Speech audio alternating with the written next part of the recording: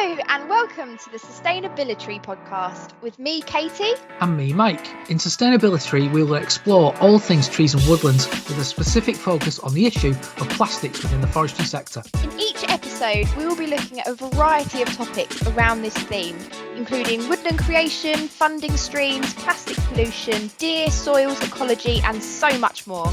Shall we get started, Katie? Let's go! I think that we should start by introducing ourselves.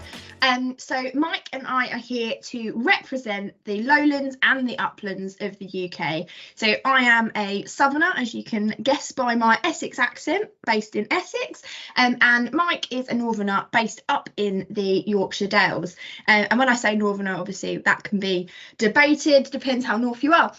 So my name is Katie and I have a background in wildlife conservation and ecology, and I've now moved into the forestry sector as well. So I've got a bit of experience around all of the elements that we will be talking about in this podcast. So yeah, over to you, Mike. Well, thanks, Katie. I guess I'm a little bit of a newbie then. So I'm based in the Yorkshire Dales.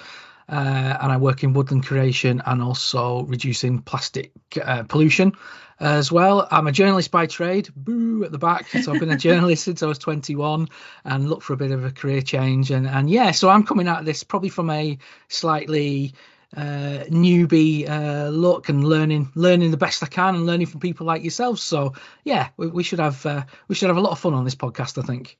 Yeah, I think we're going to learn a lot, and it'll be really interesting when we get some of our guests on as well to discuss some of the topics. That's right, and I can interrogate them using my my journalistic spider senses as well. Love it. So we started this podcast together, didn't we, Mike? Because we thought that with the large amount of tree planting that's happening and the large tree planting targets that we have, and rightly so, for the climate crisis, biodiversity crisis, that tree planting shouldn't be adding to other environmental problems such as plastic pollution. And we want to talk about this in more detail because we don't think that it gets talked about enough in the sector. And we want to try and help the sector itself become more sustainable as possible. So yeah, we are doing this podcast to talk about all the different elements of tree planting and woodland creation and how we can help better the sector. Yeah, I think that's right, Katie. I remember we were sat in, we were having a little bit of lunch, weren't we, in a nice pub in Essex, talking about our work on plastics and what we'd done together, and we wanted more people to know about that project and really everything that everybody's trying to do to reduce plastic. And then we started talking about, you know, how do we kind of disseminate this information to the public and how to make that better. And I think coming into the sector fairly new, you know, I know that we've got massive targets to reach because of the climate crisis, but also because of biodiversity crises as well. And there's a lot of waffle out there. You know, if you plant 6 trees, it sequesters 1 ton of carbon over 50 years, and that's the sort of stuff I've been told. But I think we need to cut through the waffle and actually give people information that they can actually take forward when they plant trees. Definitely, yeah. And I think for us as well, we met, didn't we, over the passion of sustainability and the issue of plastics, and that's how we've bonded. But I think from that our conversations have grown, which makes me really excited to be able to share that in this podcast. And yeah, like you say, cut through the waffle out there. I think some of the things that we want to talk about, don't we, Mike, is greenwashing as well, in general, but also within the forestry sector and the conservation sector. Yeah, I think so. Yeah, and there's things I want to ask you as well as an experienced woodland professional. You know, in my line of work with creating woodlands, you know, I can investigate it, I guess, from a different point of view, almost look at it from a journalistic point of view and say, you know, why are we doing that? Why are we putting a fence there? Why are we putting that tree? Why are we putting that tree in that tube? Could we do it a different way? So I think we're going to have fun over the next few weeks, Katie. I think you'll be rather sick of my questioning, but yeah, I think for me, getting that key information out to people who listen and hopefully having a little bit of fun along the way as well. So how are we going to do all this then, Katie? What's the plan? I believe you have a magic hat of topics. Is that right? I do. I have my magic hat here. Well, it's actually going to be a variety of different hats throughout the series. I've got my Australian hat here that you can, I don't know if you can hear that, all the different topics that are written on bits of paper and folded up. And shall I dive in now and choose what our next one will be for the next one? Okay, here we go. We need a drum roll here, don't we? Go on, you do drum roll. Okay, it is going to be very good as a nice first one. It's going to be on plastic pollution and the link to forestry plastics, which I think is perfect. Excellent. So that's the next edition. So we're going to have a general chat about trees and what we do and who we work with, and then the next edition we're going to go straight into the meatiest subject of all, and something I'm passionate about. That's great. I think it's really interesting, Mike, that you said that you are excited to ask me questions and things. I think it's going to be really valuable to get your point of view as well, because like you say, you're new to the sector, and that's actually really valuable as well, because you can sort of point things out that, you know, people that have been doing it for quite a long time might miss. And it's always good to have fresh blood in these things, because, as you know, stuff's always changing, and we need to always be bettering the way that we do stuff. So no better than to have someone like you who has not been in the sector for too long to be able to put your point of view across, really. So that sounds good to me. I think I'm naturally curious anyway, and I think I've got to a stage in my life where I'm almost gone back to when I'm 2 years old and I ask why. Those dreaded why questions. And I think in the sector now, that's something we do need to be asking, is why are we doing this? Why are we doing that? Could we be more successful by doing this a different way? So yeah, I'm looking forward to this bit. So Katie, I'm gonna fire away, if that's okay. And I'm gonna ask you the most obviously easy question ever. And I expect an 8,000 word answer with lots of technical references. So you're going to be asking why constantly as well. Why? Why? Right, I'll get my daughters to just shout why every couple of seconds. But Katie, quite simple. You know, why do we plant trees? Why do we bother planting trees? You know, the natural world's amazing. If you leave a patch of ground in your garden and come back to it in 6 months' time, there's weeds everywhere. You know, the soil does remember. Has a good seed base in there. So why do we bother planting trees?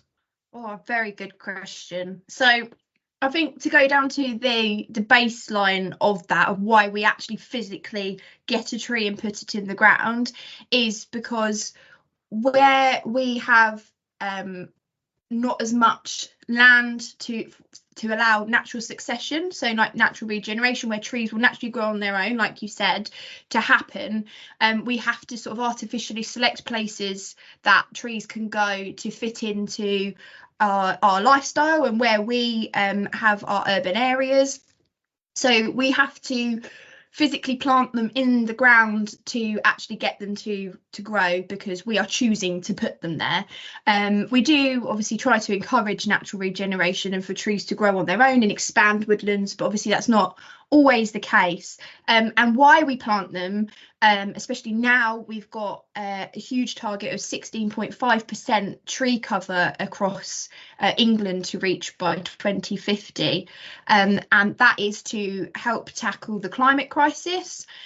We need more trees to sequester more carbon, and it's also to tackle the biodiversity crisis, which we've mentioned both of these things earlier, which is the loss of a diverse range of species, and that's insects, mammals, reptiles, everything has massively declined over recent years for a multitude of different reasons, but by creating more habitat, more woodland habitat and hedgerow habitat, we can help increase that. And so that's why we plant them. There's also other reasons why we plant them. There's for shelter for livestock and things, or splitting up fields, or having it on the edge of roads to sort of split things up. We plant for timber as well. We are the second largest importer of timber in the world, which always shocks me, because obviously we're such a small island, but we're not self-sufficient in that side of things. So obviously we do have a timber industry, and we do plant for that as well. But we'll talk about this in more detail in other episodes, but having a managed woodland, as you know, Mike, is beneficial for all of them things. So you can get a timber crop from it, but actually by opening up and coppicing or creating some open space, you're making it better for certain types of wildlife, like invertebrates, and they love open space, and the coppice areas are brilliant for breeding birds, but you also sequester more carbon that way as well. You're having a continuous growth, so that's locking up all that carbon, and it also helps to with water quality as well, so runoff from fields where chemicals and things, if farmers are using them on their fields, it can help stop that reaching major waterways, and it also helps to retain water as well. So it's woodlands and trees are the best thing ever, and we will talk about that a lot through this. They are brilliant, but yes, so why we plant them is for all of them reasons, but also we physically plant them because we need them to go in certain areas. That sounds really interesting. There's a couple of things that sprung to mind straight away. So I helped create woodland across the Yorkshire Dales, and I remember reading a tweet from George Monbiot, who I really do admire with some of the stuff he's done, and it was a tweet about plastic tree shelters, as it happens, and he was saying, well, we should just let the land regenerate and do what it wants to, and I think there is a lot in that, Katie. I think that allowing natural processes to run their own course is the ideal way of doing it, isn't it? If we were going to sit Definitely here and say we wanted to create a woodland in 100 years, 200 years time, what would we do? And it would be we'd let it naturally generate. But we haven't got time, Katie, have we? We haven't got time to hope that, and woodland regenerates in different areas as well. So we haven't got time to wait 100 years. Yeah, I'm probably not going to be about then, So we haven't got time to wait 100 years to see if a woodland's going to regenerate. So I was told when I first took on this woodlands role where I work, was we're giving nature a little bit of a helping hand by planting trees. So you're almost cutting out kind of 2 or 3, probably 4 or 5 years. I can keep going there, 6, 7, 8, 9 years of succession by putting young whips into the ground. And obviously it's the work of woodland professionals like yourself and myself to make sure that we're putting the right tree in the right place, and we do a hell of a lot of work to make sure that happens, from soil sampling to looking at various classifications of what woodland should have been there, to various other surveys, to working with the landowner. So we're not just lobbing a tree in there and hoping for the best. And I also think that is there a phrase, it's something like it's not recency bias, but there's a phrase that people want to see progress, don't they? So if you turn around to somebody and say, we're going to let your patch of land there regenerate into a woodland, but you might not see anything for 10 years, you might not see anything for 20 years, I think we're an impatient species, aren't we, humans? You want to see something happen. And I've planted woodland over this winter that hasn't used any kind of shelter or anything like that, and you cannot see the trees, and you're probably not going to be able to see the trees until they get some sort of leaf growth on them. I'm hoping this year, but probably next year, and then you can actually see the work that has happened there as well. So I think we're probably a little bit impatient, Katie, I think, as a sector as well, and getting a tree in the ground is obviously a sign of progress as well. And as you said, it's about managing the expectations, and then managing that woodland as well to make sure that they succeed. I mentioned there about kind of that I've been working with farmers and I've been working with other landowners across the Dales. Are you similar as well? Do you kind of work with different types of landowners? Yeah.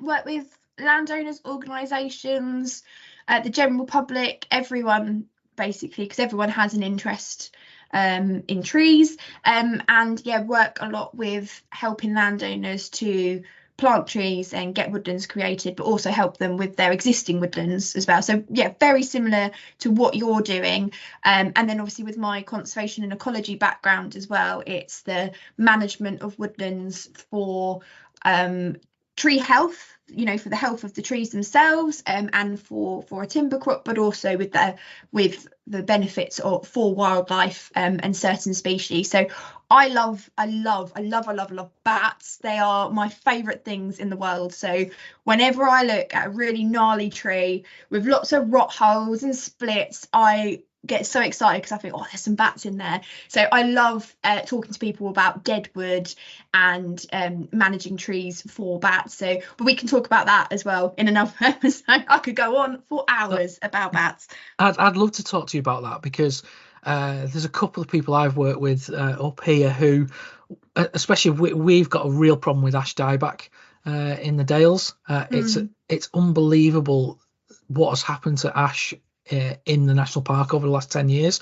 I wrote just a humble brag here, Katie. I wrote a book on the Dales back in 2014, and I went to visit Scar Close, which is a nature reserve that I think it might have been English Nature was looking after it then. It was Natural England, and I spoke to the land manager there, and they said, oh, we've just got ash dieback in that wood, and it'd be interesting to see what happens. And I was listening back to the tape the other day, and it was very much, oh, you know, we might lose a few. Well, they've lost pretty much everything. So but what landowners have a tendency to do, I wonder whether it's an English thing, a house is a castle, and we like our gardens like nice and pristine. We do have a tendency when a tree dies to take it away, and we don't leave Deadwood around. So I'm really looking forward to hearing your views on Deadwood and how we can encourage landowners to at least leave some of that wood hanging around. Yeah, no, definitely. And I think that's what traditionally in forestry, it was, the removal of that. So you've got space for trees and to tidy up. It's sort of that tidy up attitude, that we've had in the past.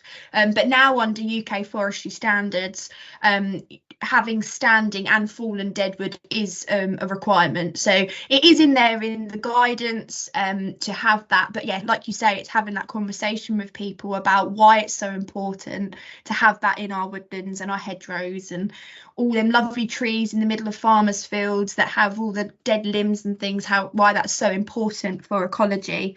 I was just thinking about what you mentioned earlier about how we have such high targets to reach, and we want things now, we want to see things sort of within our lifetime, and it is very target driven, tree planting and woodland creation, because of the urgency of it with the climate crisis and things.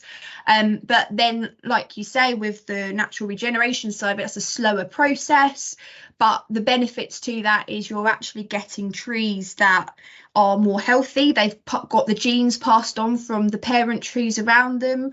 They're used to that area because the parent trees have grown there. They've got all the mycorrhiza networks already going on, and they're where they want to grow. I mean, I don't know about you, but I've seen quite a lot of planting projects where trees have just failed because that tree just doesn't want to grow in that soil, or it's just not the right microclimate for it, or whatever the reason is.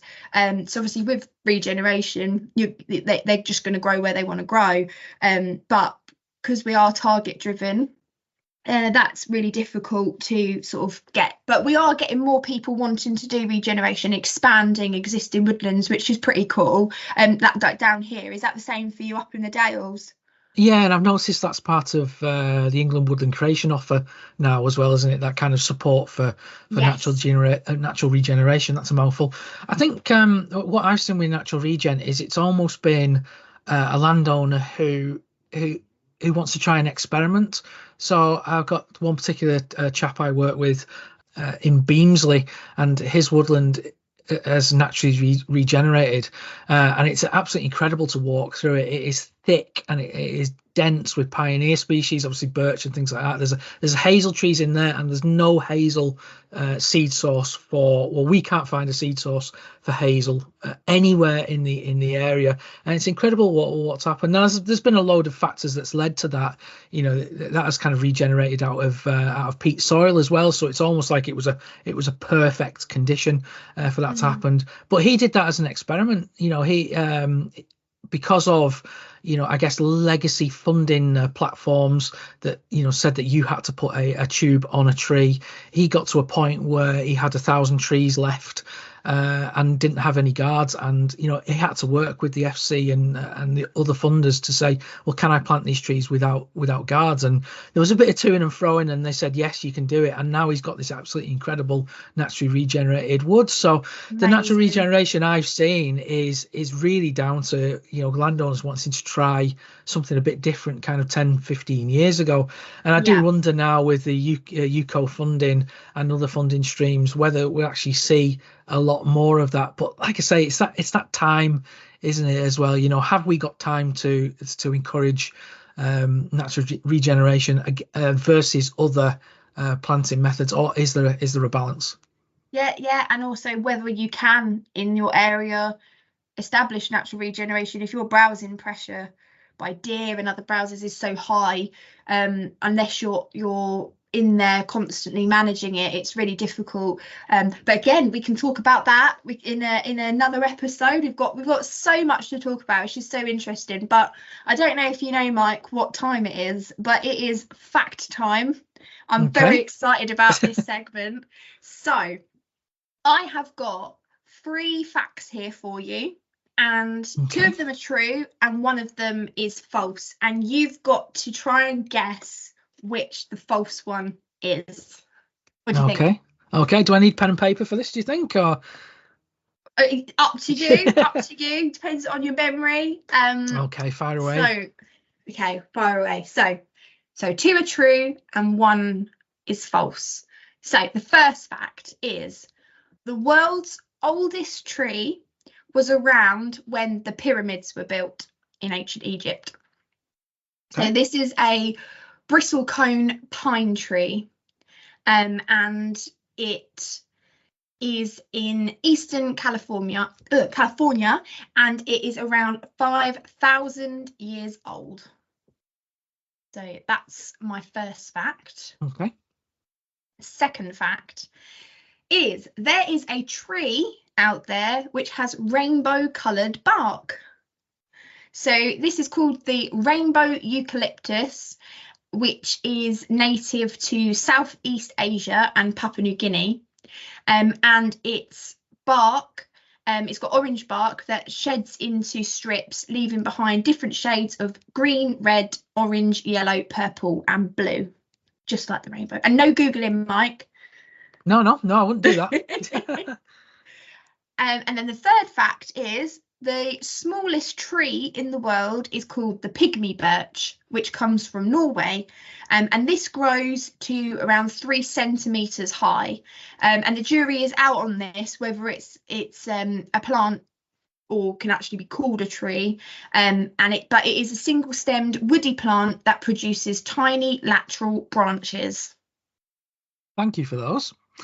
So, have you noticed on all these kind of TV quiz shows now that people have to discuss their answers, don't they, instead of actually answering it like they used to do when I was younger?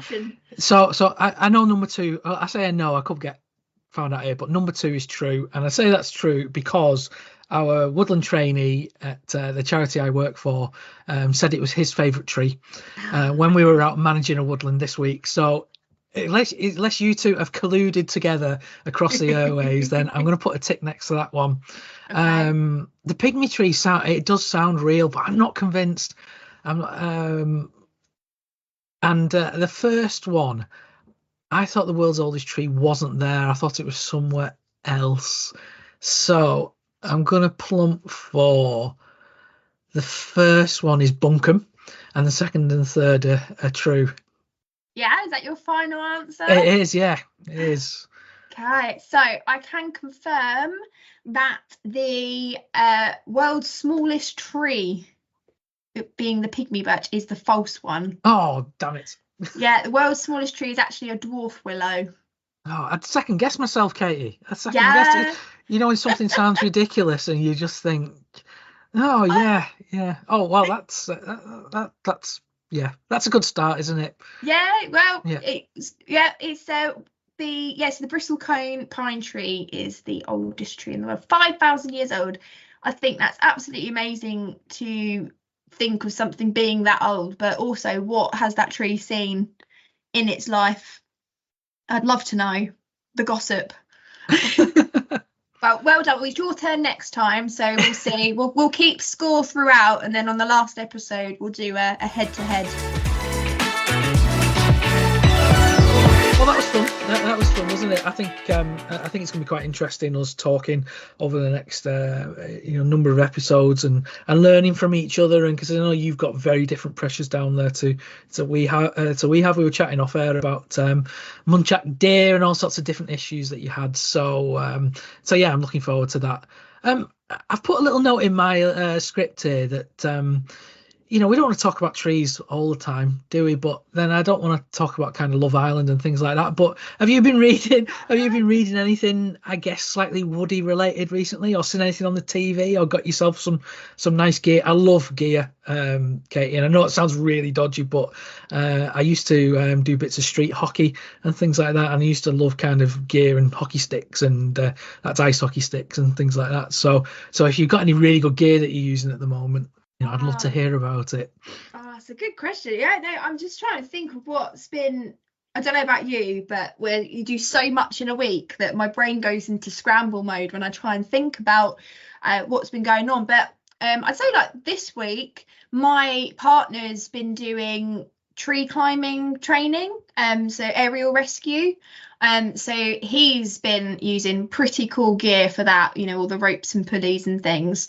And yeah, he's doing that at the moment, and we want to be doing roost checks for bats. So that's why he's doing that. So I'm doing my endoscope training at the moment for looking for bat roosts. So that's pretty cool. And he's using some pretty cool equipment for that. But trying to think, TV, books and things. I mean, there's loads of really cool things out there. I guess on our information section of the podcast, we can share some links to things, can't we, of stuff that we've seen that we think people would be interested in, other podcasts or YouTube videos and things. But have you had anything this week that you've been listening to or watching, or gear, as you love gear?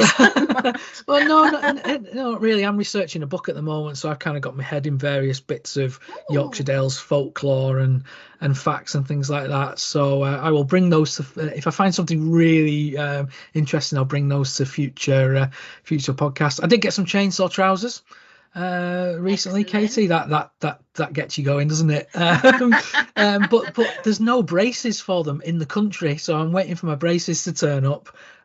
This makes me sound all, I've got the beard, and I have got a lumberjack shirt somewhere, but when I'm clearing tree shelters through kind of bracken and bramble, the trousers I've got just rip my legs to pieces. So I've gone full bore. I've gone to the I need a car, so let's buy a Ferrari type analogy, really. And I've gone to so I'm looking forward to using them. Anyway, Katie, that's all a bit of fun. What we're going to talk about next month, I know we're going to talk about you said plastic pollution and its use in forestry.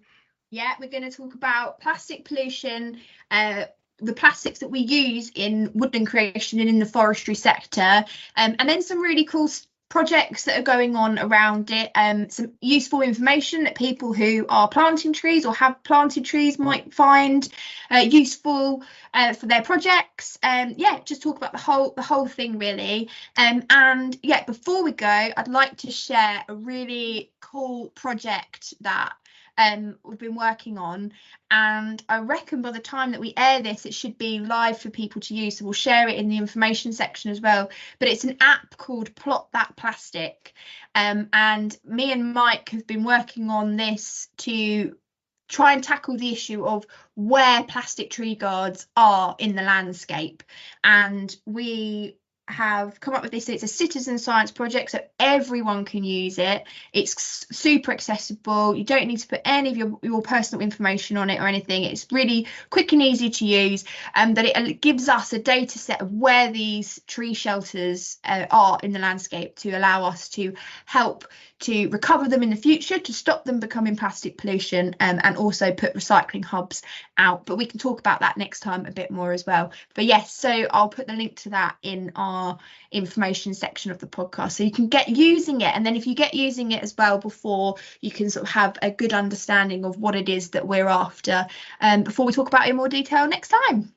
Oh, that sounds brilliant. I know you've put loads of work into that, Katie, and it's really key that when it is launched, which, touch wood, will be at the time of the airing of this podcast, so that people do use it and tell us where they've seen plastic, and then we can, as you say, we can target recycling hubs, and we can target groups to go and help out, and we actually have a better picture of where redundant plastic is across the country. And of course we'll talk about that in the next episode as well. I feel like we should have some sort of parish notice type jingle here, where everybody would stop outside a local town hall to hear the mayor proclaim the birth of a royal baby or something like that. But yeah, we'll put that in the show notes. And both myself and Katie are members of the Forest Plastic Working Group, and there are plenty of things that we've spoken about today. I've spoken about obviously the natural regeneration in Beamsley that you can find on that website. So if you head to www.forestplasticworkinggroup.co.uk, there's all sorts of bits of information there about reducing the use of plastic, different ways of planting, other bits around kind of the case studies that we've put together, the group has put together. And it's just a great resource that Plot the Plastic will be on, and it kind of gives people a more, it helps people with planting, doesn't it, Katie? It gives them a kind of a more of an informed decision making process, I guess. Yeah, definitely check it out. And yeah, I've had so much fun talking to you, Mike, and I'm really excited to do the next episode where we can really, like you say, get into the meaty stuff, which we are both passionate about. But yeah, thank you so much everyone for listening, and we will speak to you next month. Will do. Thank you. Bye. Bye.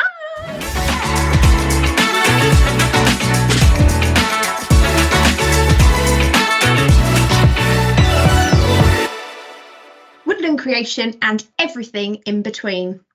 In this, well done, Mike. In this, absolutely brilliant. Cocked that one up, didn't I? There you go, another one for the outtake. We'll start again. What an amazing start.